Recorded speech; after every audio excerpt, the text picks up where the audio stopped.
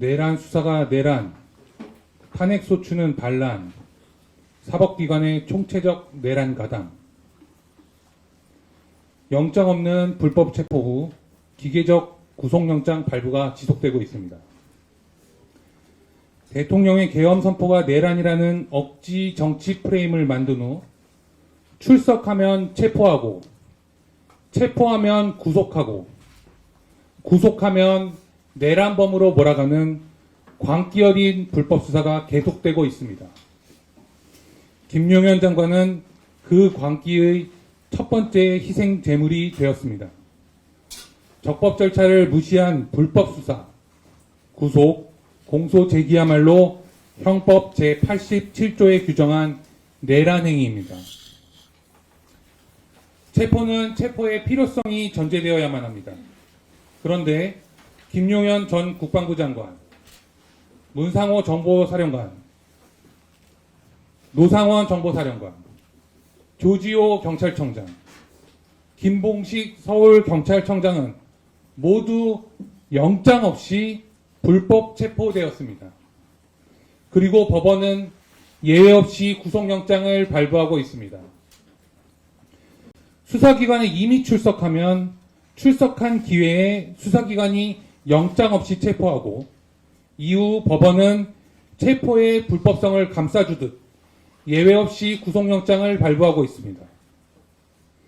이제는 광기에 사로잡혀 대통령을 체포하기 위하여 경찰을 통한 무력 충돌을 공언하고 그 목적이 체포와 구속으로 재판 전에 대통령을 끌어내어 죄수복을 입히는 것에만 있다는 것이 분명히 밝혀지고 있습니다.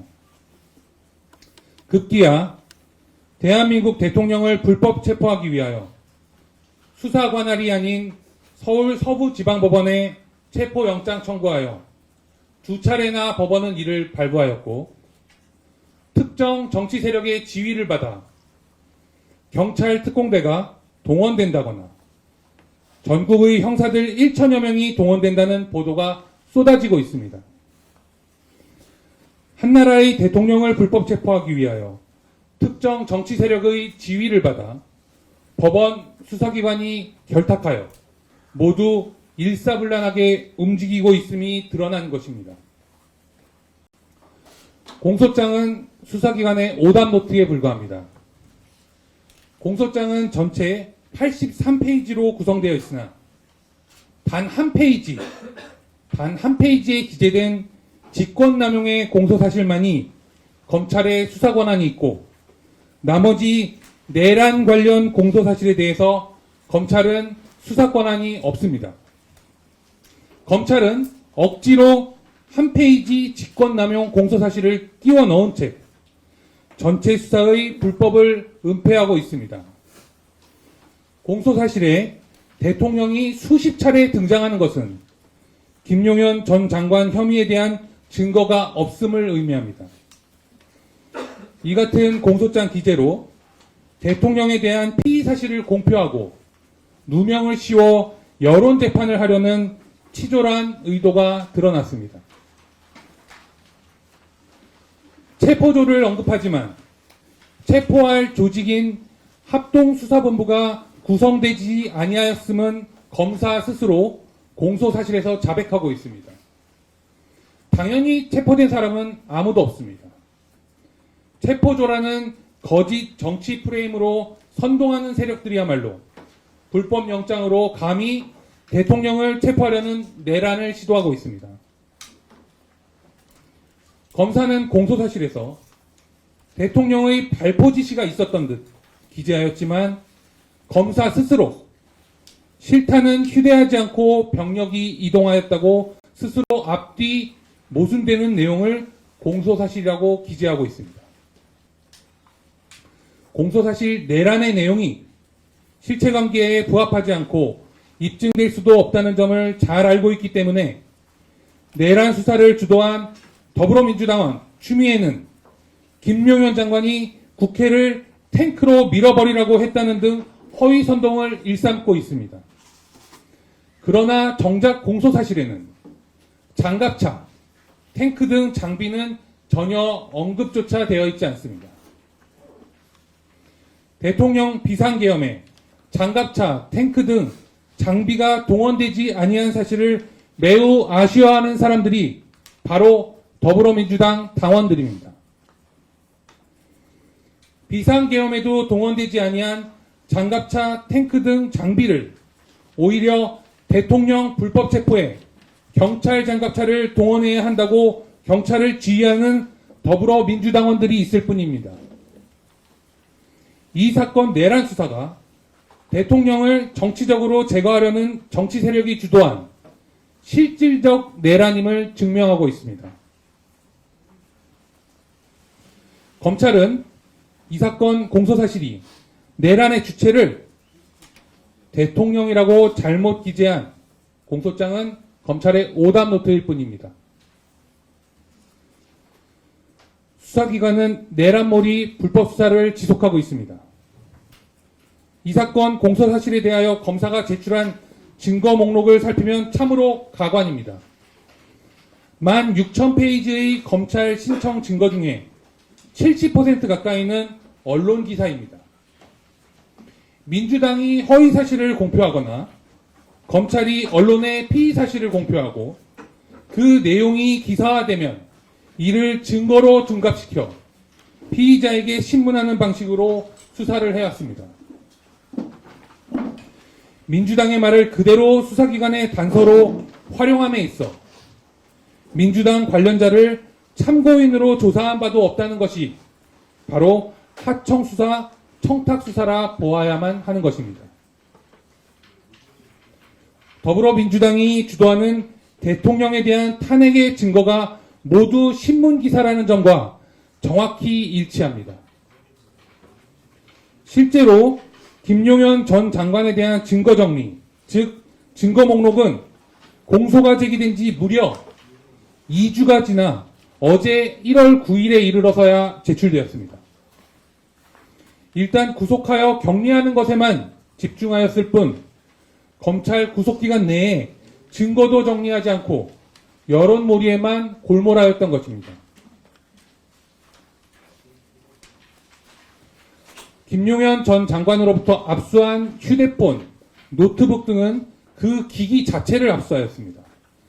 전자정보만을 압수의 대상으로 한 영장의 범위를 초과하고 있고 수차례 포렌식을 빌미로 하여 공소 제기된 이후에도 여전히 수사기관의 수중에 있습니다. 동일한 휴대폰에 대하여 3차례나 전자정보 압수 절차를 진행하고 전자정보 중에 선별 절차가 무색하게 일괄 압수하고 있으며 증거물을 임의로 조작하여 파일까지 생성하며 증거 조작까지 일삼고 있습니다. 모두 재판 과정에서 밝혀질 것입니다. 체포 구속은 수사에 있어 그 필요성이 인정되어야만 하는 수단에 불과합니다. 법원은 이에 대하여 임시적인 결정을 할 뿐인데 검찰은 이 점을 이용하여 인신구속으로 여론몰이를 하고 구속을 통하여 언론과의 소통 자체를 차단하고 피의 사실을 공표하여 여론을 호도하는 것에만 골몰하고 있습니다. 더 나아가 대통령에 대한 불법 체포를 시도하려는 행위 자체는 수사권 없는 기관의 불법 수사이며 내란 행위에 해당할 뿐입니다. 공수처장은 법치를 운운하며 대통령에게 출석을 강요하고 있습니다. 불법 영장에 대한 출석이 바로 이에 대해서 응한다면 군 장성에게 그러하였듯이 대통령을 인신 구속하여 세상으로부터 격리시키고자 할 것입니다. 김용현 장관은 대통령의 비상계엄 선포가 정당한 통치행위로서 사법심사 대상이 되지 않는다는 원칙하에서 대통령에 대한 불법 수사, 불법 체포 시도를 강력히 규탄합니다. 헌법재판소와 법원도 내란몰이를 하고 있습니다. 헌법재판소법 제32조는 재판 수사가 진행 중인 사건의 기록에 대하여 헌법재판소가 송부를 요구할 수 없다고 규정하고 있습니다. 그런데 이미선 헌법재판관은 민주당 측의 수사기록 송부 촉탁 신청을 받아들여 불법적으로 수사기록 송부를 요구하였습니다. 명백한 범죄입니다. 피고인의 변호인조차 아직까지 검찰 측 증거인 수사기록을 열람하지 못한 상태입니다. 그런데 검찰과 경찰이 일부 수사기록을 헌법재판소에 송부하였다는 보도가 어제 있었습니다. 수사기관, 헌법재판소, 누구도 법을 지키지 않습니다. 그런데 정당한 법 집행이라고 호도하며 일국의 대통령에게 불법 체포에 응하라는 여론몰이는 그치질 않고 있습니다. 법원은 지금 대통령에 대해 2차례 불법 체포영장을 발부하였습니다. 김용현 전 장관에 대하여 반국가 세력에게도 하지 않는 조치인 서신 접견 금지 처분을 적법하다 판결하고 있습니다. 사법부도 수사기관에 굴복하여 불법 인신구속, 불법 처분을 정당화하는 임시 결정을 지속하고 있음은 누구나 알고 있습니다. 한편 부정선거 의혹 해소의 핵심이라 할 수 있는 중앙선거관리위원회 서버 증거 보전에 관하여 별다른 이유도 없이 신속하게 기각 결정하고 수사기관의 불법 증거는 헌법재판소에까지 송부하고 있습니다. 탄핵 심판의 근거를 불법적 수사에서 찾는 시도 자체가 이미 탄핵 심판의 정당성을 상실케 하는 것입니다. 사법기관, 수사기관이 법을 지키지 않고 불법을 일삼으며 재판 결과로 모든 것을 정당화하겠다는 야욕을 드러내고 있습니다. 이것에 응하는 것은 불법에 조력하는 것과 같습니다. 형사소송법상의 적법 절차에 의하여 진실이 가려져야만 할 것입니다. 네, 이상으로 기조문 낭독을 마치고 저희가 오늘 설명드리고자 하는 쟁점에 관해서 이하상 변호사님의 설명이 있겠습니다.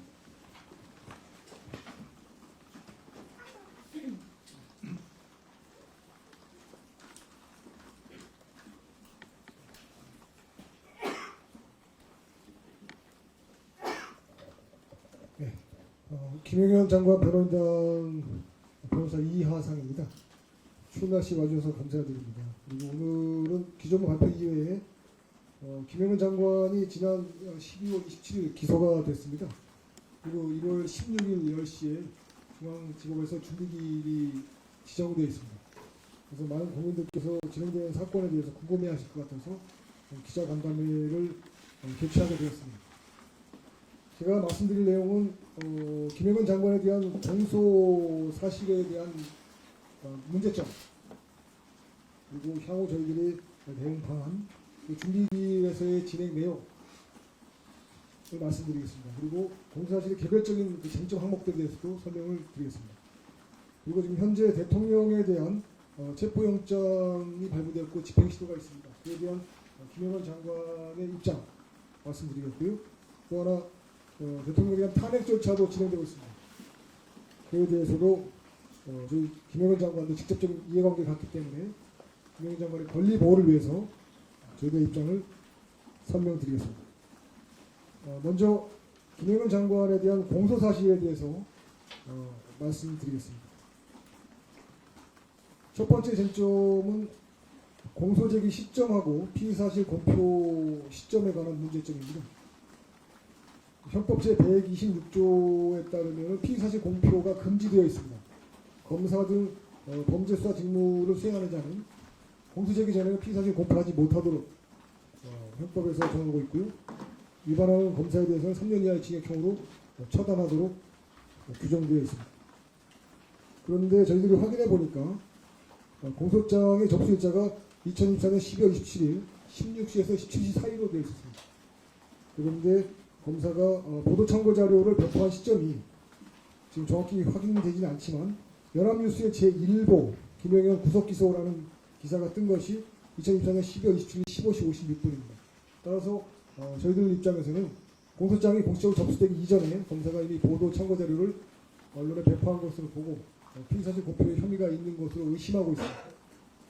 구체적인 팩트를 좀 더 확인한 후에 해당 검사와 수사랑에 있는 박세현, 그다음에 주임 검사, 부장 검사 등에 대해서 피의자 공포로 고발 조치할 수 있도록 준비하겠습니다. 그다음에 공소 사실을 보시면 적용 법조는 두 개로 되어 있습니다. 형법 제87조 내란, 그중에서 2호를 김영건 장관에게 적용했습니다. 중요 임무 종사라고 되어 있습니다. 그리고 형법 제123조 직권남용 권리행사 방해를 의율했습니다. 이 두 가지로 되어 있고 공소 사실은 전체가 83쪽으로 되어 있는데요. 그중에서 마지막 83쪽에 권리행사 방해, 직권남용 권리행사 방해가 기재되어 있고 나머지 앞쪽은 전부 다 내란에 관한 내용으로 채워져 있습니다. 공소사실 전반적인 내용을 저희 변호인단이 평가했을 때 공소사실은 이 사건 검사의 공소 제기에는 형사소송법 제328조 공소기각 결정 사유가 있다고 봅니다. 형사소송법 제328조 제1항 제4호에는 공소장에 기재된 내용이 사실이라 하더라도 범죄가 될 만한 사실이 포함되지 아니한 때는 판사는 공소기각 결정을 하도록 규정되어 있습니다. 저희들 판단으로서는 1쪽부터 82쪽에 걸친 장황하게 기재된 내란 혐의에 대해서는 그 자체만으로도 대통령이 비상기함을 선포하게 된 전후 사정을 적었고 또 비상기함 선포에 따른 계엄사무 수행 내용이 적혀있기 때문에 대통령의 정당한 권한 행사 그리고 대통령의 명을 받은 국방부 장관과 각급 사령관들의 정당한 직무 수행 내용이 기재되어 있을 뿐입니다. 이것을 범죄라고 할 수 없기 때문에 저희는 이것은 명백한 공소기각 결정 사유에 해당한다라고 판단하고 있습니다. 마찬가지로 형사소송법 제327조 제1호에 따르면 피고인에 대한 재판권이 없을 때는 공소기각 판결을 하도록 규정하고 있습니다. 잘 아시다시피 대한민국 헌법 제84조에는 대통령은 재직 중에는 형사소출을 받지 않습니다. 그런데 내란이라는 것을 작출을 했습니다. 작출이라는 말은 억지로 만들어냈다는 뜻이죠. 대통령에 대한 내란 혐의를 작출해서 공소사실을 만들었습니다. 결국은 내란죄가 성립할 수 없기 때문에 공소가 제기된 법원은 대통령과 공범으로 되어 있는 피고인 김영건 장관에 대해서는 재판권이 없는 때에 해당한다라고 판단하고 있고 이 내용을 저희 변론 과정에서 주장하겠습니다. 그다음 역시 형사소송법 제327조 제2호에는 공소제기 절차가 법률의 규정에 위반할 때는 무효이다. 결국 공소기각 판결하도록 정하고 있습니다. 저희는 공소제기 절차가 위법 무효다라고 판단하고 있습니다. 세 가지 사유가 있습니다. 수사 개시 자체가 적합하지 않다. 수사라는 것은 검사 또는 사법경찰관이 국가형벌권의 한 내용으로서 어떤 사건에 대한 실체를 규명하는 그 절차를 말하는데 수사 개시 자체가 특정 정치 세력, 구체적으로는 더불어민주당의 내란 진상조사위원회라고 판단이 됩니다. 그 조직과 그 세력에 의해서 주도됐고 그 명을 받아서 청탁, 하명 형식으로 수사가 개시됐다고 판단하고 있습니다. 이것은 명백한 불법입니다. 국가공권력은 공공자원입니다. 국민들 모두가 법률에 의해서 위탁된 권력입니다. 그런 권력을 행사하기 위해서는 적법 절차, 듀 프로세스에 의해야 되는데 특정한 정당의 특정한 조직, 임의 조직에 의해서 수사가 이루어졌다. 이것은 그 자체로 국가공권력을 남용한 것이고 이 수사 개시에 관여한 세력들은 또 역시 불법을 저지른 것 같습니다. 이것이 첫 번째 공소제기 절차가 위법 무효인 사유에 해당합니다. 두 번째는 수사 방향, 증거 수집, 그리고 신병 확보 대상자, 강제 수사의 범위 등 모두 진상조사위원회의 구체적인 지침을 받아서 이루어진 것으로 판단됩니다. 김영건 장관이 신문 때에도 직접 진상조사위원회에서 생산된 문건을 제시하면서 신문이 이루어졌습니다. 청탁수사를 방지하기 위해서 국가공권력의 중요 자금 중 하나인 수사가 개인에 의해서 부당하게 악용되는 걸 막기 위해서 어떠한 경우에도 반드시 고발, 고소 또는 진정으로 접수해서 처리하는 데 있습니다. 정상적인 절차라면 더불어민주당에서 진상조사위원회가 설치되었다면 그 이미 조직 명의로 고소고발이 이루어지거나 또 진정이 접수가 되고 먼저 그 고소고발 진정을 제기한 자에 대한 조사가 이루어져야 됩니다. 그리고 그들이 제출하는 증거의 내용을 확인하고 그 증명력을 판단해야 됩니다. 그 다음에 수사가 하는 것이 원칙입니다. 그것이 대한민국 수사의 기본 원칙인데 그런 절차 없이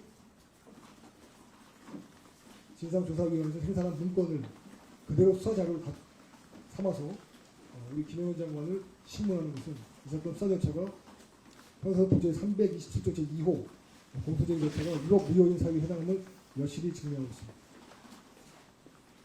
그리고 지금 공소사실의 구성 자체도 결국 더불어민주당과 그 진상조사위원회에서 원하는 결론을 기재한 것으로 판단하고 있습니다. 앞뒤 모순되는 내용이 많이 있습니다.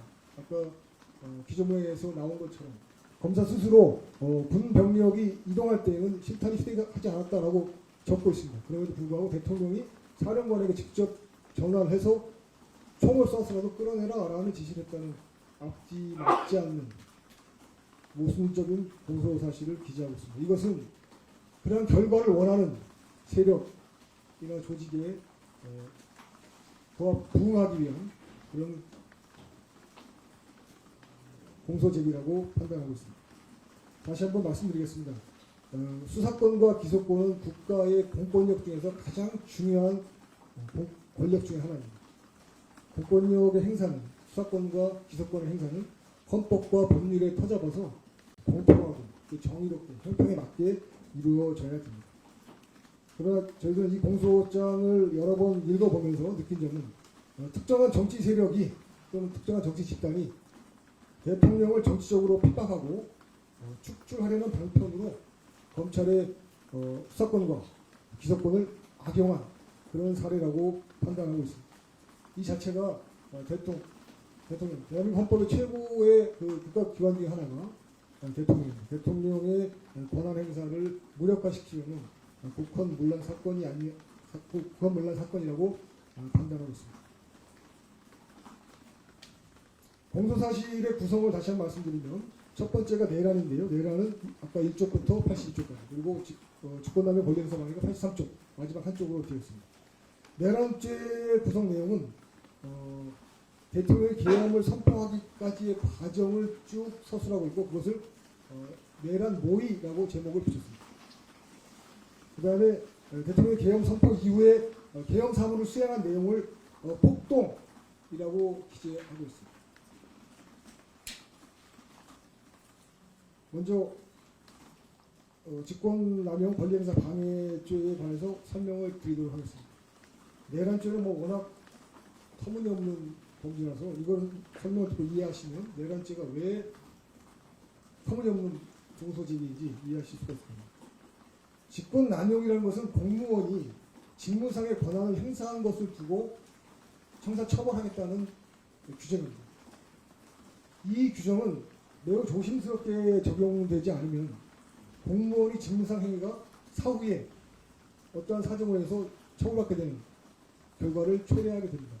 예를 들자면 이번에 서부지법의 판사들이 대통령에 대한 영장을 발부했습니다. 이게 직무상의 행위라고 볼 수 있겠죠.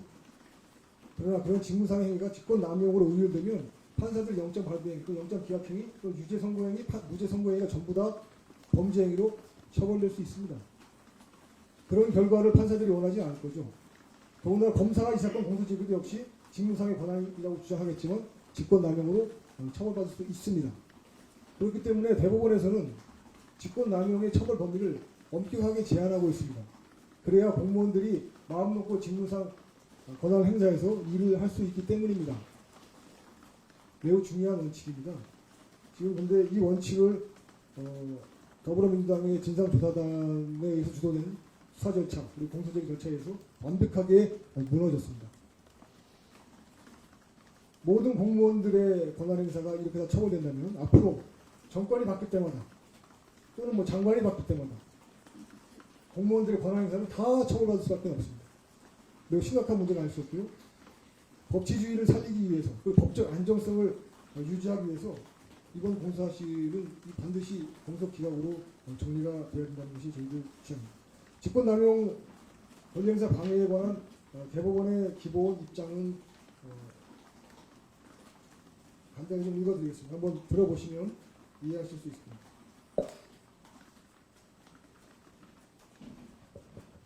형법 제123조 직권남용 권리행사 방해죄에서 직권의 남용이란 공무원이 일반적 직무권한에 속하는 사항을 불법하게 행사하는 것, 즉 형식적 외형적으로는 직무의 주권을 보이나 그 실질은 권한 이외의 행위를 하는 경우다라고 되어 있습니다. 매우 예외적이죠. 더군다나 그 직무를 수행하는 과정에서 위법성이 나타날 수도 있는데요. 그 위법성의 정도가 구별됩니다. 불법 행위 책임을 지는 경우에 그칠 수도 있고요. 또 징계 책임을 지는 경우에 그칠 수도 있습니다. 그리고 더 나아가서 직권남용으로 형사처벌의 책임을 지는 경우도 있습니다. 그렇기 때문에 직권남용에 해당하는 지역은 매우 엄격하게 봐야 된다는 것이 대법원의 기본적인 입장입니다. 그럼 두 번째로 직권남용이 성립하게 되는 요건은 의무 없는 일을 하게 하는 경우에 해당합니다. 그런데 이 사건 공소시에서 검사는 대통령은 대한민국 최고 국권 통수권자입니다. 그리고 최고 군령권자입니다. 군령이라는 것은 잘 아시다시피 군대에 대한 작전에 관한 명령권을 말합니다. 평소 군대 유지, 병력의 모집, 또 병력의 해산을 요구하는 것은 이제 군정에 속하죠. 대통령은 국군의 총사령관이자 최고의 군령권자입니다.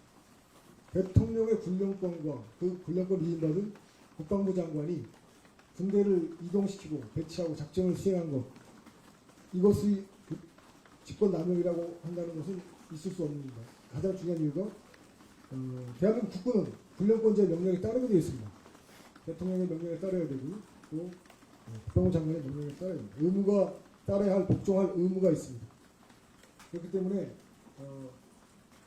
계엄 선포에 따른 계엄 사무 수행 과정에서 대통령, 국방부 장관의 명령에 따라서 움직인 군인들, 이 사람들이 의무 없는 일을 한 것이 아니기 때문에 직권남용을 성립할 수 없습니다. 또 한 가지, 검사는 선관이나 국회에 대한 질서유지 조치 또는 선관위의 서버에 대한 국민 감시권 회복 조치를 권리행사 방해라고 주장하고 있으나 개헌법에 따르면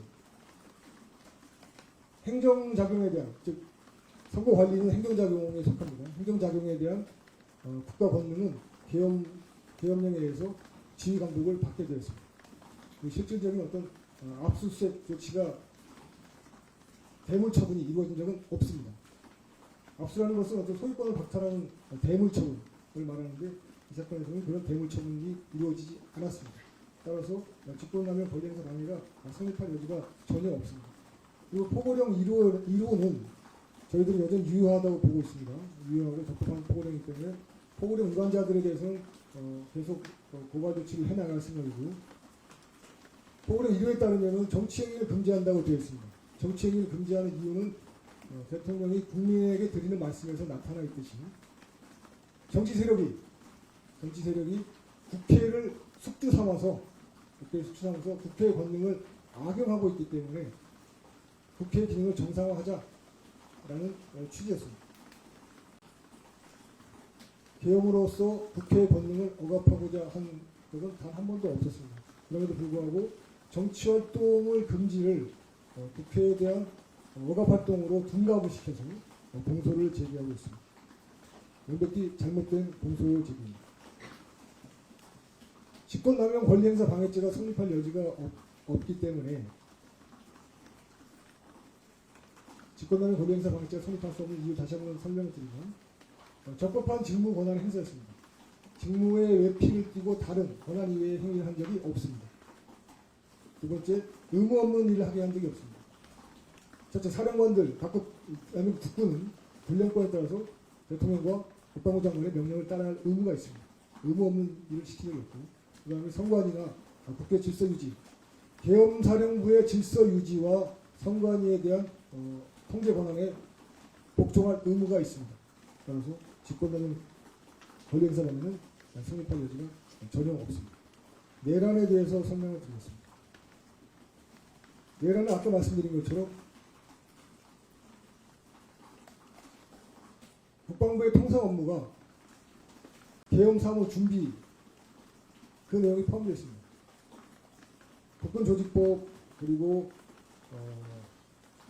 국방부와 그 소속 직제에 관한 대통령령 제7조의 2에 따르면 차관 밑에 기획조정실장을 두게 되어 있고 기획조정실장은 통상 업무로서 계엄 사무를 준비하도록 되어 있습니다. 국방부가 법령에 따라서 준비하는 통상의 계엄 사무를 내란 모의라고 말하는 것은 그야말로 정치적 프레임에 불과합니다. 어떠한 입증도 있을 수 없고요. 공소기각 사유에 해당할 뿐입니다. 검사는 장황하게 계엄 준비 과정을 설명하고 있습니다. 그리고 대통령이 대한민국 국정에 대해서 고민하고 염려하는 내용을 마치 내란을 모의하고 있다. 주관적 동기인 것처럼 기재하고 있으나 명백히 잘못된 일입니다. 대통령은 국정과 그리고 국가, 국민에 대해서 광범위하게 고민하고 염려해야 됩니다. 그런 지위에 있는 사람입니다. 대통령이 원활한 국정 수행을 위해서 고민한 내용을 내란의 준비 과정으로 기재한 것을 보고 실소를 금할 수 없었습니다. 계엄 선포행위에 대해서 말씀드리겠습니다. 계엄 선포행위는 대한민국 헌법 77조 제1항에 따른 대통령만의 고유한 통치행위입니다. 아무도 그 판단을 대신할 수 없습니다. 그런데 검사는 그 장황하게 기재된 내란의 공소 사실 중에서 이렇게 썼습니다. 읽어드리겠습니다.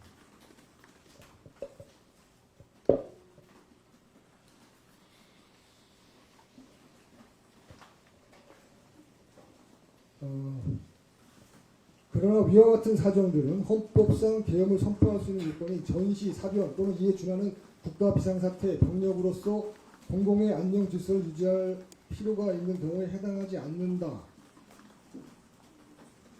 또 사회 질서가 극도로 교란되어 행정 및 사법의 기능의 수행이 현저히 곤란한 경우, 군사상 필요에 따르거나 공공의 안녕 질서를 유지하기 위한 경우에도 해당되지 않는다라고 판단했습니다. 이 판단을 검사가 할 수 없습니다. 국민 여러분들은 이 점을 명확하게 인식하셔야 됩니다. 검사가 대통령의 판단을 대신할 수 없습니다. 대통령은 국민으로부터 직접 선출되었기 때문에 국민을 상대로 직접 정치적 책임을 지면서 비상계엄 선포 요건에 해당하는지 여부를 스스로 판단하는 겁니다. 검사가 사후에 요건에 해당하지 않는다. 따라서 계엄이 선포가 위법무효다. 이렇게 판단할 수 없고 이것은 삼권 분립 원칙을 무너뜨리는 겁니다. 검사가 대통령의 통치행위에 개입하는 겁니다. 판사가 대통령의 통치행위에 개입하는 결과를 초래하게 됩니다. 권력이 바뀌거나 대통령이 바뀌면 그러면 판사들과 검사들도 다 바꿔야 됩니다. 왜냐하면 특정한 정치 행위에 공조했기 때문에 그렇습니다. 정치적 책임을 지고 다 물러나야 됩니다. 그것이 기본 원칙입니다. 그러나 대한민국 헌법은 그런 원칙을 배제하고 있습니다. 그렇게 하지 마라. 법원과 검찰은 정치적 중립을 유지하라. 정치적 사건에 개입하지 마라. 그래야 안정적인 직업법관, 안정적인 직업검사제도가 유지가 될 수 있고 법치주의가 유지가 될 수 있고 법적 안정성이 유지가 될 수 있습니다. 그렇지 않으면 권력이 바뀔 때마다 대통령이 바뀔 때마다 모든 법원의 판단, 모든 검사의 기소가 다 뒤집히게 됩니다. 법적 안정성이 유지가 될 수 없죠. 대한민국의 근간인 법질서가 유지될 수 없고 법치주의가 유지가 될 수 없습니다. 따라서 검사가 대한민국 일개 검사에 불과한 자가 대통령의 고유한 통치권에 해당하는 계엄 선포 요건을 판단하면서 해당하지 않는다라고 선언하는 것은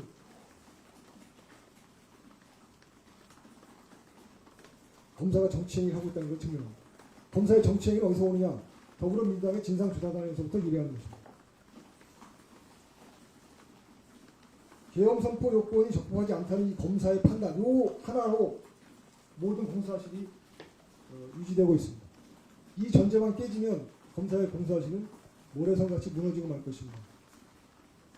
그러나 검사는 왜 대통령의 고유한 통치권 영역에 속하는 계엄 선포 요건을 검사가 대신 판단해야 되는지, 왜 검사의 판단이 옳은지 그래서 말할 수도 없고 입증할 수도 없습니다. 모든 국민들이 각각 대통령의 계엄 선포에 대해서 평가할 수 있습니다. 자기 의견을 가질 수 있습니다. 그러나 대통령의 판단을 가름할 수는 없습니다. 그 원리를 이해하지 못하고 검사가 공소를 제기했습니다. 심각한 문제가 아닐 수 없습니다. 정치행위에 개입하는 검사와 판사들의 모습은 지금도 많이 보고 있죠. 계엄 선포의 요건에 해당하지 않아서 내란에 해당한다. 그래서 대통령도 체포를 받아야 된다라고 해서 판사들이 체포영장을 함부로 발부해주고 있습니다. 이런 행위는 김영현 장관의 재판 절차에도 영향을 줄 것이 확실하기 때문에 저희들은 대통령에 대한 불법적 체포영장 발부에 대해서도 강력히 규탄하고 싸워 나가도록 하겠습니다. 검사의 공소사실 중에서 1쪽부터 82쪽에 이르는 내란 공소사실 중에서 16쪽에 표시된 계엄 선포 요건에 해당하지 않는다. 이 부분을 빼면 나머지 내용은 모두 적법한 계엄 준비 과정, 계엄 선포 과정, 그리고 계엄 사무 수행 과정에 불과할 뿐입니다. 검사의 공소사실은 참으로 황당하고 어이없는 것입니다. 검사의 본분과 직분을 잊은 정치행위에 불과합니다.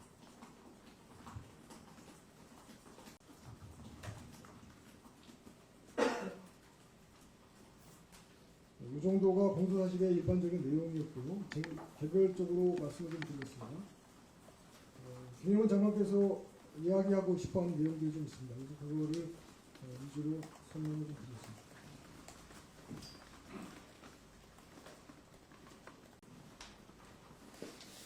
검사 공소사실을 보시면 알겠지만요. 검사는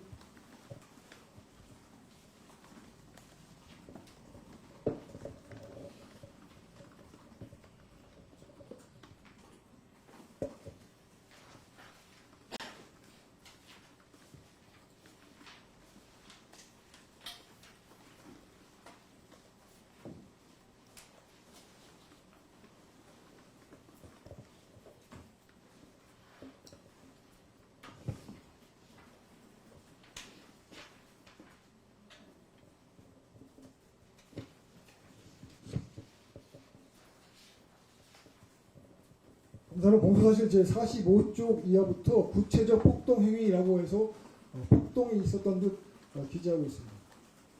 그러나 그 내용을 읽어보시면 아시는 것처럼 군 병력의 이동과 작전 내용을 기재하고 있을 뿐입니다. 그리고 군 계엄사령부의 지휘를 받는 경찰의 이동과 작전을 기재하고 있을 뿐입니다. 이것을 폭동이라고 평가해서 공소사실에 기재하고 있습니다.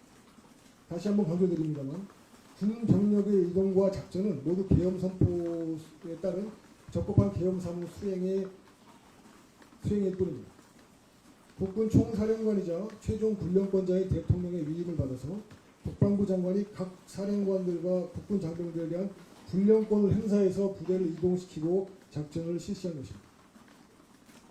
그런데 국군 총사령관이자 최종 군령권자의 대통령의 위임을 받은 국방부 장관의 군령권 행사를 두고 폭동이라고 본다는 것은 대한민국을 적대하는 세력들, 적국이나 대한민국에 대한 항적하는 반국가단체의 관점을 그대로 반영한 것이라 보지 않을 수 없습니다. 당연히 적국이나 반국가단체 입장에서는 대한민국 국군의 기동과 작전이 모두 적국과 반국가단체를 무너뜨린 것이기 때문에 폭동을 공부 당연합니다. 그런 점에서 이 사건 공소사실에서 군령권 행사에 따른 병력의 이동과 작전을 폭동이라고 기재하는 것은 적들의 관점에서 공소사실이 작성됐다.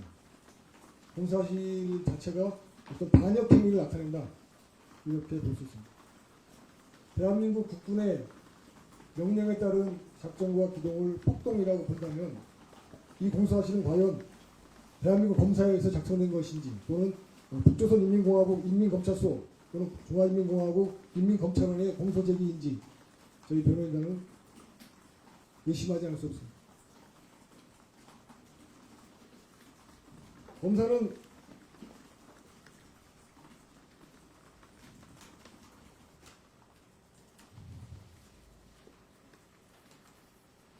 구체적 폭동행위의 한 내용으로서 경찰에 의한 국회 봉쇄 있었다고 주장합니다. 봉쇄라는 말은 여러분들이 잘 아시다시피 영어로 실다운이죠. 딱 밀봉을 해서 일체의 출입을 통제하는 그런 작용을 말할 수 있습니다. 국회의 외곽 울타리, 내부와 외부에 대한 완벽한 통제를 위한, 그러기 위해서는 울타리 전체를 둘러싸기 위한 병력이 동원돼야 되는데 12월 3일 날 동원된 병력의 규모는 현저히 부족한 병력이었습니다.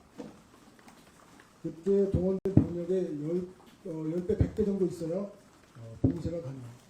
검사는 봉쇄라는 개념도 이해하지 못한 채 국회에 대한 질서 유지 활동을 했던 경찰과 군의 계엄사무 수행을 봉쇄라는 표현을 써서 국민들을 호도하고 있습니다. 검사 이러한 봉사실을 받아서 언론들이 계속 확대 재생산하고 있기 때문에 대통령의 고유한 계엄선포권 그리고 그에 따른 계엄사무 수행이 마치 내란에 해당하는 것처럼 현혹되고 있는 일이 벌어지고 있습니다. 심각한 우려를 표시하고요. 법정에서는 이 내용들을 하나씩 다 다퉈서 반드시 공소 기각 받아내도록 하겠습니다.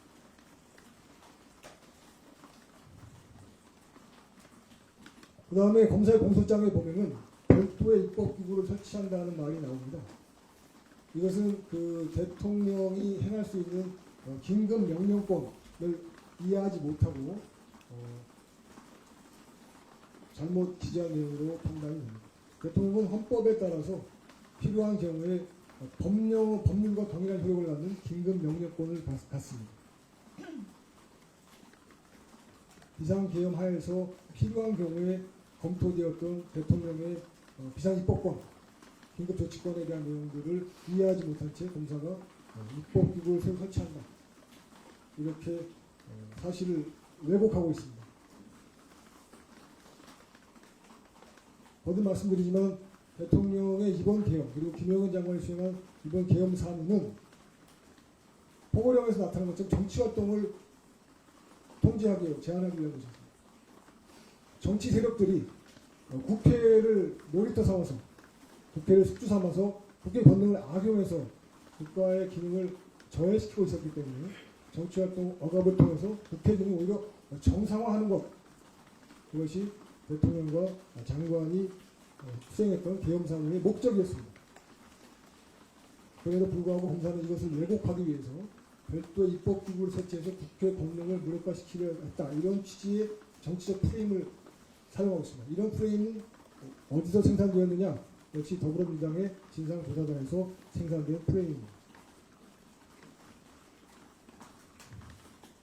그다음에 검사는 국무회의 절차가 하자가 있다 이렇게 주장하고 있습니다. 검사 주장대로 만에 하나 국무회의 절차 하자가 있다 하더라도 대통령의 비상계엄 선포 행위 자체가 무효가 되거나 위법하게 되는 것은 아닙니다. 이 점을 검사는 이해하지 못하고 있습니다.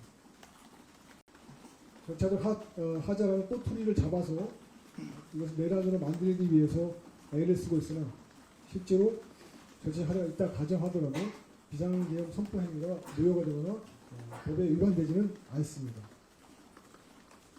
더 나아가서 검사가 주장하는 절차상의 하자는 사실 아무런 근거도 없습니다. 이 점에 대해서 장차 법률적 쟁점이 될 것으로 예상되기 때문에 좀 추가적으로 설명을 드리겠습니다.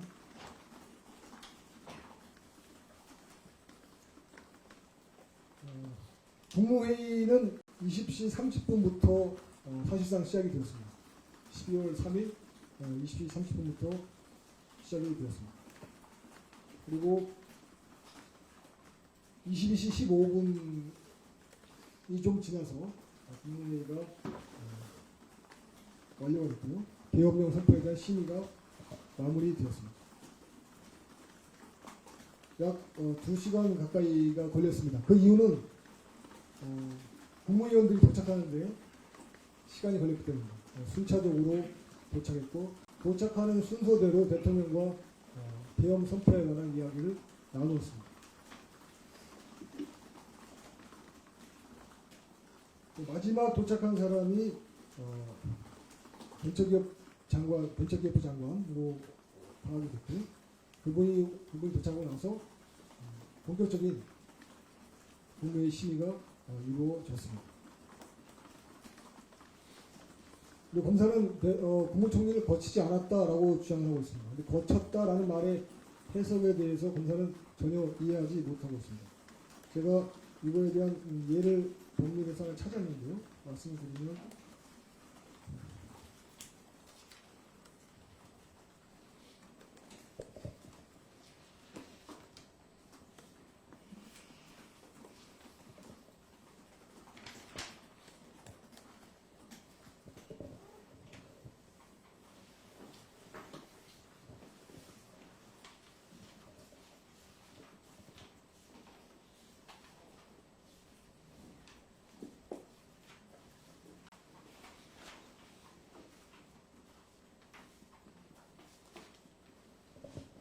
기원법에 따라서 국무총리를 거쳐서 대통령에게 건의할 수 있다라고 워딩이 되어 있습니다. 국무총리를 거친다는 말은 것은 무엇이냐? 이게 판례는 없습니다. 이런 사건 자체가 없기 때문에 판례는 없습니다. 참고가 될 만한 내용을 보면 민사소송법 제327조에 따르면 증인신문을 하는 방식이 규정되어 있습니다. 여기 보면 합의부인 경우에는 판사가 3명인 경우 합의부인 경우에 합의부원은 재판장에게 알리고 증인을 신문할 수 있다라고 되어 있습니다. 알리고 이 정도가 총리를 거쳐서 건의할 수 있다라고 하는 규정에 실질적인 어떤 행위 태양, 양태로서 판단될 수 있습니다. 아까 말씀드린 것처럼 22시부터 시작된 22시 30분부터 시작된 국무회의의 어떤 심의 절차, 그 과정에서 장관은 총리 옆에 앉아 계셨습니다. 총리 옆에 앉아 계시면서 관련 문건을 보여드리고 아까 민사소송법에 나오는 것처럼 알리고 그런 절차가 이루어졌습니다. 따라서 검사가 국무회의 심의 절차에 하자가 있다는 주장은 실질 이해하지 못한 그런 결과로 판단될 뿐입니다.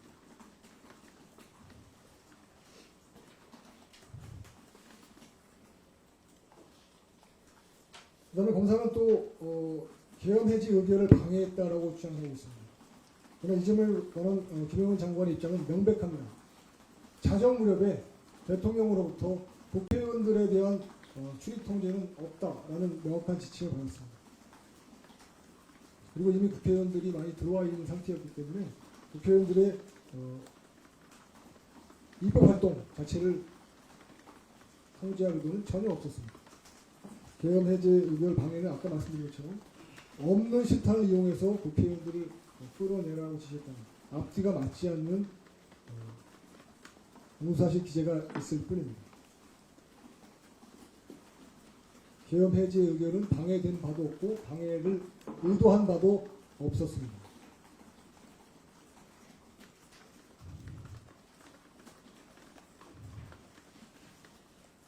단지 지난번에 저희가 고발한 것처럼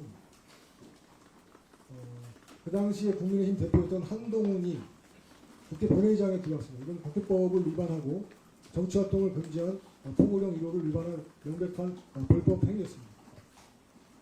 그 상황에 따라서 국회의원이 아닌 자들이 어떻게 국회 본회의장에 들어와 있는가라는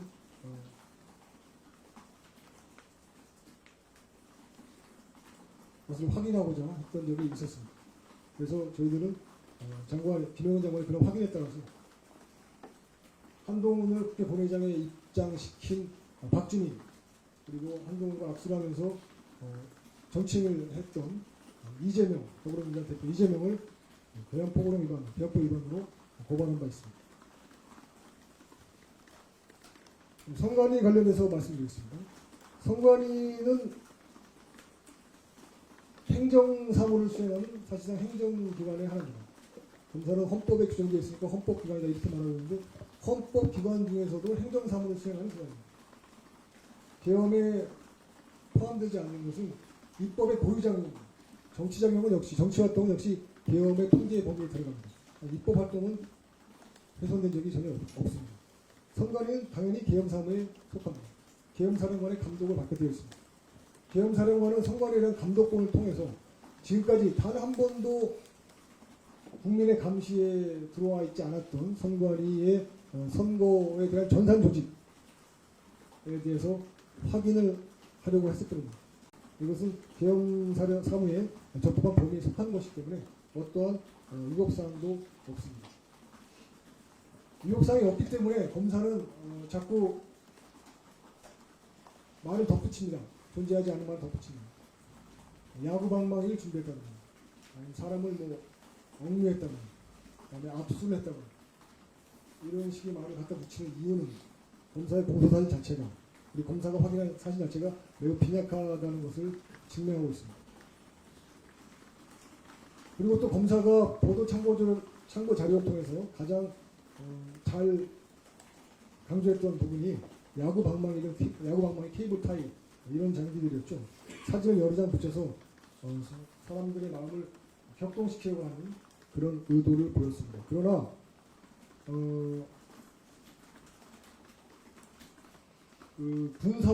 군사 경찰이나 일반 사법 경찰은 각각 법령에 따른 적법한 체포 장구를 지급받고 사용하고 있습니다. 지급되지 않은 체포 장구를 사용할 경우에는 배상 책임을 질 수 있기 때문에 경찰관들이나 군사 경찰은 승인된 법령상의 장구 이외에는 다른 장구를 사용하지 않습니다. 어떤 경위로 이런 진술이 나왔는지 김영훈 장관 전혀 모르고 있고요. 저희 변호사는 기록 열람을 통해서 확인하고자 합니다만 아직 기록조차 확보되지 못했습니다.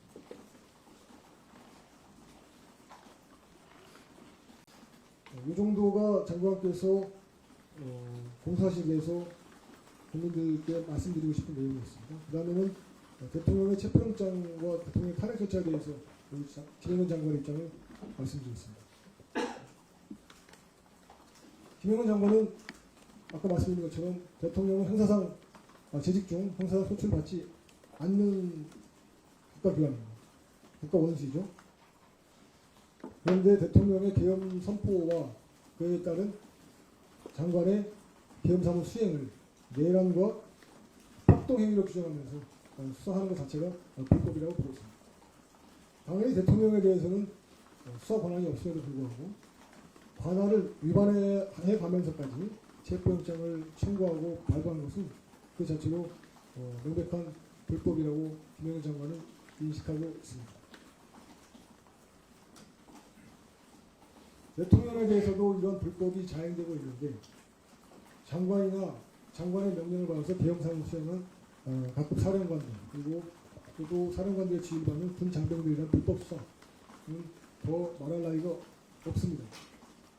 장관은 대통령의 체포영장에 대해서 강력히 규탄하고 대통령과 함께 체포 집행 저지를 위해서 싸우겠다는 의지를 밝히고 있습니다.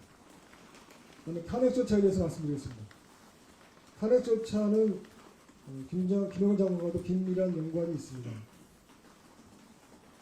당연히 대통령이 탄핵 절차에서 불리한 결론을 얻게 된다면 역시 이 사건에 영향을 줄 수가 있기 때문에 탄핵 절차의 적법한 진행을 김영훈 장관도 강력히 요구하고 있습니다.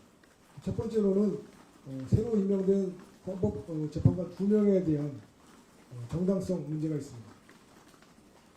민사소송이나 형사소송의 기본 원칙은 법원의 구성이 적법할 것을 전제로 하고 있습니다. 적법하지 않은 법원, 판사들에 대한 재판은 그 자체로 무효사유, 절대적 무효사유로 형사소송법과 민사소송법에 규정되어 있습니다.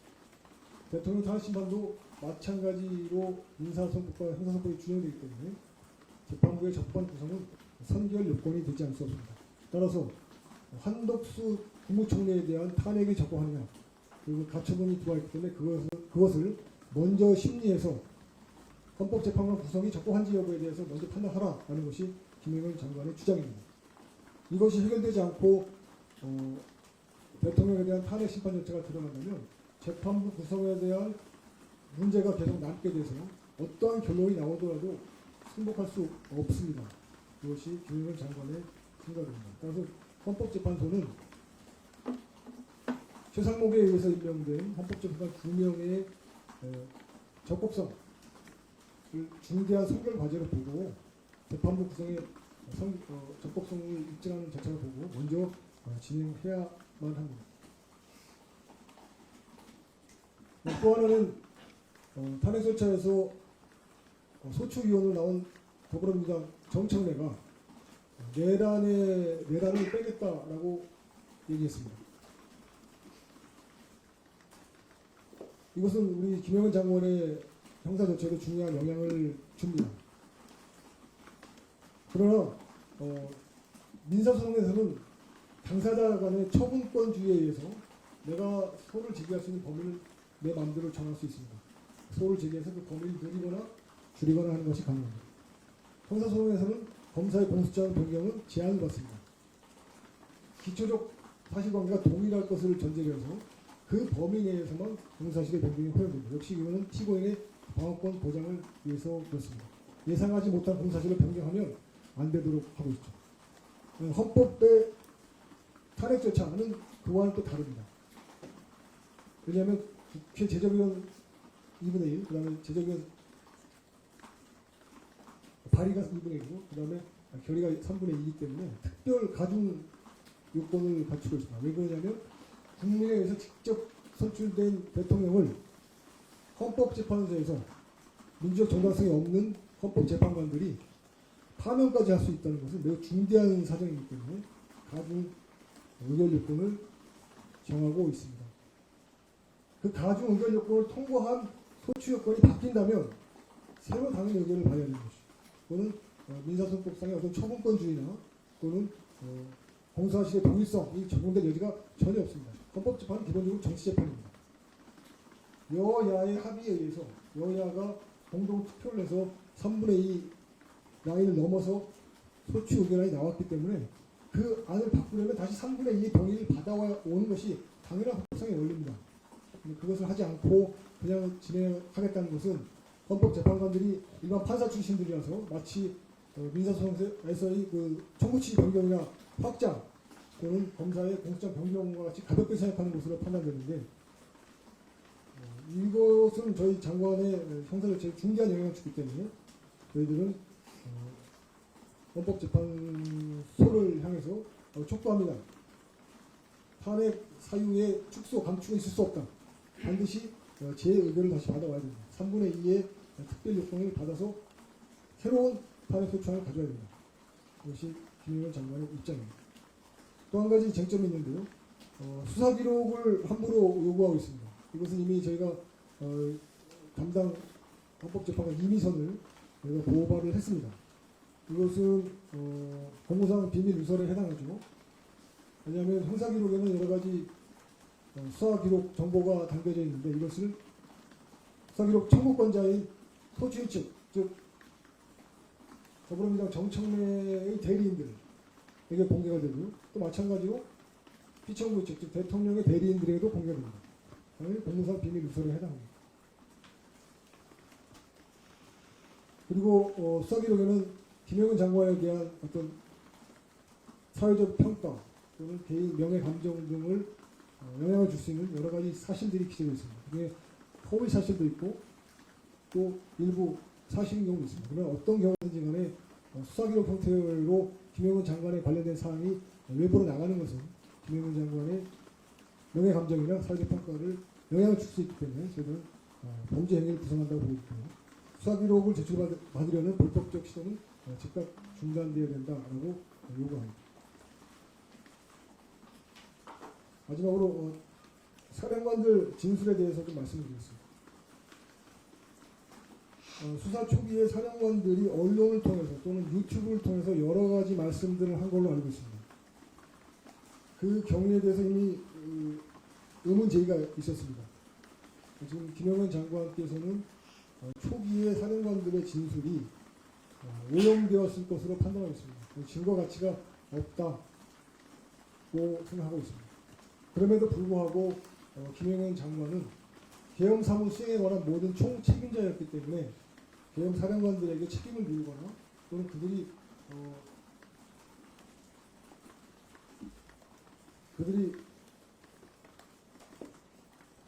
다른 진술을 한다고 그렇게 생각하지는 않습니다. 다만 어떤 사정에 의해서 아직은 확인되지 않는 사유에서 사령관들의 진술은 외부에 의해서 외부 힘에 의해서 오염되었을 가능성이 크다 이렇게 판단하고 있고 사령관들이 빨리 적법 절차에 따른 권리 보호를 받아서 변호에 적법한 조력을 받아서 실체 관계에 따른 진술이 이루어지기를 기대하고 있습니다. 지금까지 저희들이 준비한 내용을 보고 드렸습니다. 궁금하신 점 있으면 질문 받고 받겠습니다. 네, 먼저 그 일부 좀 잘못 보도되는 것 같아서 지금까지 쟁점을 설명해 주신 변호사님이 김용현 장관 변호인단의 대표를 맡고 계신 이하상 변호사님이시고요. 그리고 기조문을 발표한 제가 유승수 변호사입니다. 네, 잘못 보도되고 있다는 말씀이 있어서 정정을 해드렸습니다. 그리고 기자님들 지금 시간이 상당히 소요가 됐고 저희가 많은 부분을 또 설명을 드린 걸로 알고 있습니다. 그래서 좀 간단하게 몇 분의 기자님들의 질문을 받고 바로 마치도록 하겠습니다.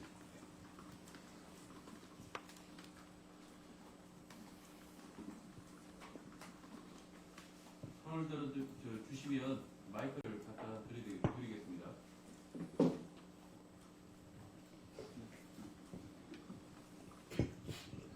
뉴스원 김정원 기자입니다. 방금 말씀해주신 게 윤 대통령 측이나 좀 단어나 이런 입장이 좀 비슷해 보이는데 혹시 윤 대통령 측과도 뭐 조율을 하시거나 따로 연락을 하시는 건지 궁금하고 그럼 현재 사령관들 진술이 오염됐다고 말씀 주셨는데 그럼 지금 공소장에 나온 그 사령관들의 진술이 좀 틀렸다, 사실관계가 맞지 않는다 이렇게 보시는 입장이 맞는지. 일단 뭐 지난번에도 말씀드린 것처럼 저희들은 이제 대통령 변호인단을 좀 도와드리고 싶으나 그쪽에서는 아마 여러 가지 사정으로 인해서 어려우신 것 같습니다. 그래서 저희들은 그냥 저희들 입장을 발표하고 있을 뿐이고요. 별도의 그런 것은 없습니다. 다만 그리고 또 이제 사령관들 진술에 대해서는 왜냐하면 앞뒤가 안 맞는 것들이 있습니다. 그래서 그렇습니다. 첫째로 대통령께서는 자정 무렵에 12월 3일이죠. 자정 24시경쯤에 국회의원에 대한 출입 통제는 있어서는 안 된다라는 명확한 지침을 장관에게 주셨습니다. 그런데 장관에게 준 지침과 다르게 사령관들에게 개별적으로 전화를 해서 국회의원들을 끌어내라, 수출을 막아라 라고 말했다는 건 앞뒤가 안 맞거든요. 대통령께서는 검찰총장을 지내시고 이런 수사 업무나 이 보안 업무에 능통하신 분이고 대통령으로서 2년 반 넘게 수행하신 분입니다.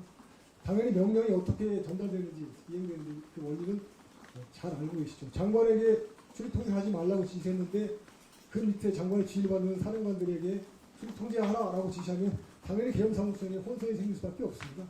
그래서 그런 점을 봤을 때 그런 앞뒤를 고려하지 않고 사령관들의 진술이 나온 것을 봤을 때 오염되어 있을 수 있겠다라고 판단한다는 것이고요. 사령관들께서 심리적으로 또는 육체적으로 보다 부담이 없는 자유로운 상태에서 실체적 진실에 관한 기억을 살려서 진술하실 수 있기를 바라고 있습니다.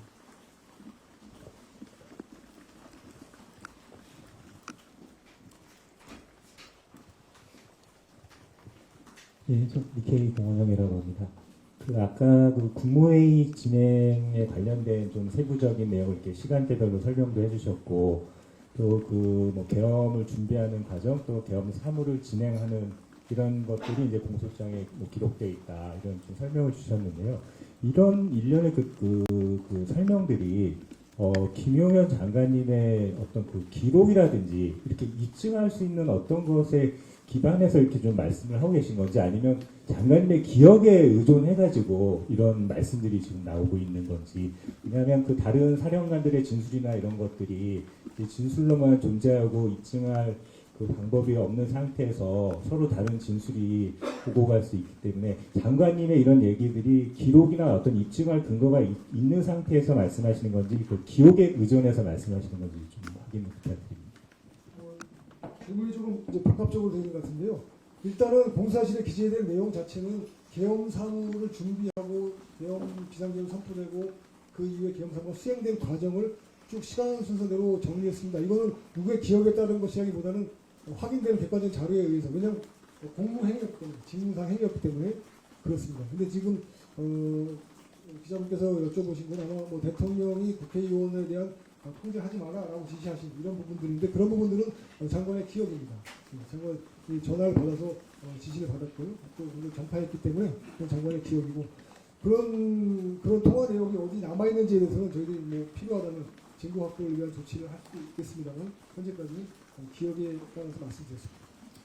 그 지금 말씀하신 부분에 대해서 조금 추가 설명을 드리면 저희 입장에서는 기본적으로 말씀하신 것처럼 오히려 이와 같은 입증이나 증명은 검찰 수사에서 이루어져야 된다는 입장인데요.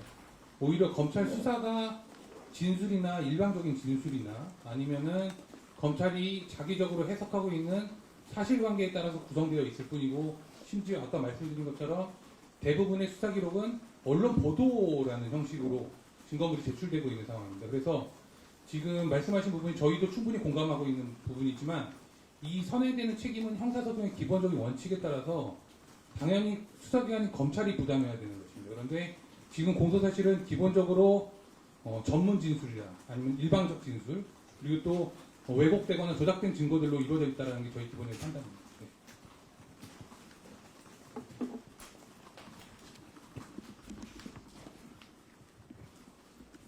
네, 채널A 김정근 기자입니다. 오늘 노상훈 전 정보사령관 기소가 될 걸로 좀 예측이 되는데 저기 김용현 전 장관 비선이다 뭐 이런 식으로 보도가 계속 나왔잖아요.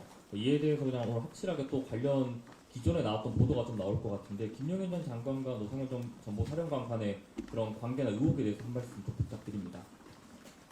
지난번에 말씀드린 내용과 동일합니다. 그 비선이라는 말 자체가 개념이 명확하게 정의되지 않은 말이어서 그 워딩을 받을 수는 없습니다. 다만 국방부 및 그 소속 직제에 관한 시행 규칙에 따르면 국방부 장관은 여러 형태로 자문을 받도록 되어 있습니다. 국무회의도 있고 또 국무회의에는 외부인들을 또 불러서 자문을 받는 그런 절차가 있습니다. 지난번 기자간담회에서 말씀드린 것과 같은 내용인데요. 그래서 노상원 장관은 전 정보사령관이었습니다. 전임. 그리고 또 육사 41기였죠. 41기 수석 입학한 분이시고 굉장히 자력이 좋으시고 또 이제 근무가 우수하셨던 분이라서 또 정보사령관을 역임하시면서 그 정보 유출 업무를 대응해서 자문할 만한 그런 능력이 있으신 분이어서 자문을 받았습니다.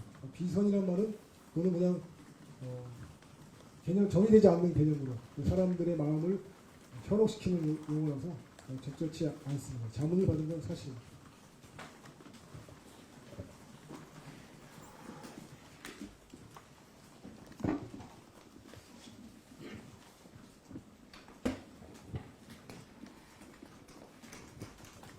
문화일보 강원입니다. 그 사령관들의 그 진술이 오염됐고 모순이 있다라고 하는 부분 다른 예시를 한 개 더 들어주실 수 있을까요? 자제신게 있다면. 일단 아까 말씀드린 것처럼 대통령의 지시가 있었습니다. 자정부에는 국회의원들의 출입 통제는 하지 마라 라는 명확한 지시가 있었는데 그와 다른 지시를 대통령으로부터 직접 받았다라고 하는 것은 조금 상식적으로 이해하기 어렵습니다. 그래서 어떤 경우로 그런 진술이 나왔는지 시간을 착각한 것은 아닌지 아니면 뭐 다른 경우가 있었던지 이런 점들은 추가 확인이 필요하고 탄핵이 좀 필요합니다. 그다음 또 한 가지 사례는 경찰에서는 이렇게 공소장에 따르면 국회 공세를 1차, 2차로 나눴습니다. 1차 공세를 경찰이 했다고 주장하는데 공사는 그러면서 경찰의 자체적인 법률 판단에 의해서 국회의원들과 국회의원들 출입을 막을 수 있는 근거는 없다라고 해서 출입을 허용했다고 나옵니다. 그런데 갑자기 또 뒤에 가서는 출입을 다시 통제했다 이렇게 나오고요. 그 과정에서 사령관들과의 통화가 있었다 이렇게 이야기가 되고 있습니다. 그러나 경찰관들이 자체적인 법률 판단을 할 정도라면 계엄 사령부 쪽의 장성들에 의해서 그 갑자기 방침을 바꿀 거라고 생각이 되지 않습니다. 그래서 뭔가 진술에 혼선이 있다. 기억에 착오가 있거나 시점에 착오가 있다. 이렇게 판단하고 있습니다. 그 밖에 상세한 내용들은 저희들이 변론 과정에서 또 추가로 말씀드리도록 하겠습니다.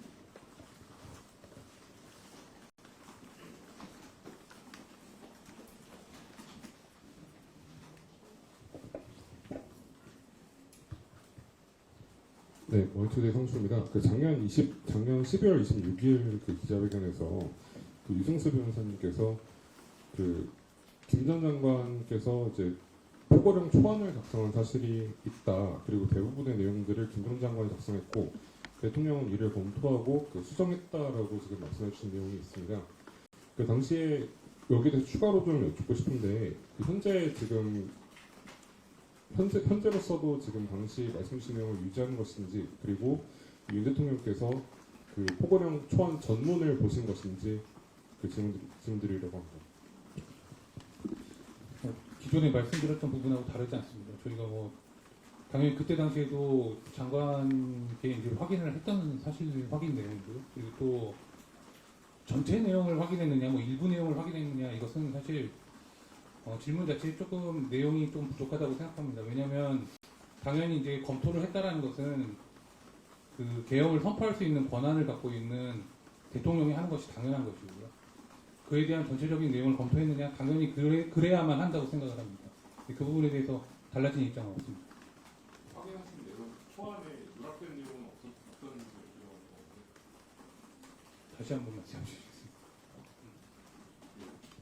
초안을 김 전 장관께서 일부만 보여주거나 그렇지 않습니다. 네, 그렇지 않습니다.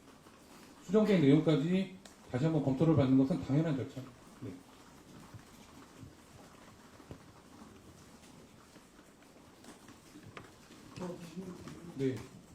네.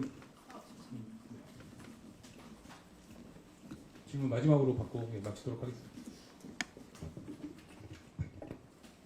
한국일보 정지현입니다. 이재명 대표랑 한동훈 전 대표를 시작으로 해서 포고령 일부를 위반한 정치인들을 계속해서 고발을 할 방침이라고 말씀을 해주셨는데요.